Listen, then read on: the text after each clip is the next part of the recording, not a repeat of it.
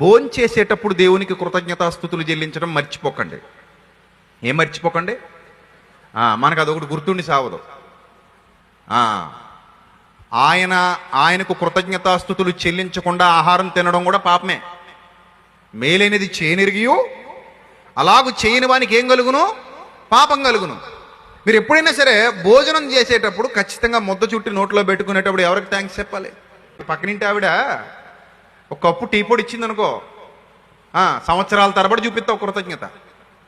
అమ్మ, వదినమ్మ, అక్క నాకేమిచ్చింది? టీ పొడి ఇచ్చింది. వండుకున్న బిర్యానీలో 2 ముక్కలు వేసి నీకు ఇచ్చేసింది అనుకో, ఇంకంతే, ఈ జన్మకు మర్చిపోవు ఆవిడ్ని. మీ బంధం రామ్కో సిమెంట్తో కట్టిన ఇంట్లాగా ఏమైపోద్ది? బలబడిపోయి స్ట్రాంగ్ అయిపోద్ది. బిర్యానీ బంధం అది. ఇంకా అక్కడ నుంచి ఆవిడ దగ్గర 10 సార్లు తెచ్చుకుంటే నువ్వు ఒకసారి ఇవ్వకపోతే బాగోదని అప్పుడప్పుడు నువ్వు కూడా ఇస్తుంటావు కదా. సో ఇదంతా థ్యాంక్స్ చెప్తావు కదా. వాళ్ళు ఇచ్చారు, ఇవ్వగానే నువ్వేం చెప్తావు? థ్యాంక్స్ చెప్తావు. ఎందుకంటే అమ్మో నన్ను ప్రేమించి ఇచ్చారు, అందుకని నేనేం చెప్పాలి? ఇప్పుడు థ్యాంక్స్ చెప్పాలి. మరి దేవుడు నిన్ను ప్రేమించి ఎన్ని ఇచ్చాడు? ఎన్ని ఇచ్చాడు? చాలా ఇచ్చాడు.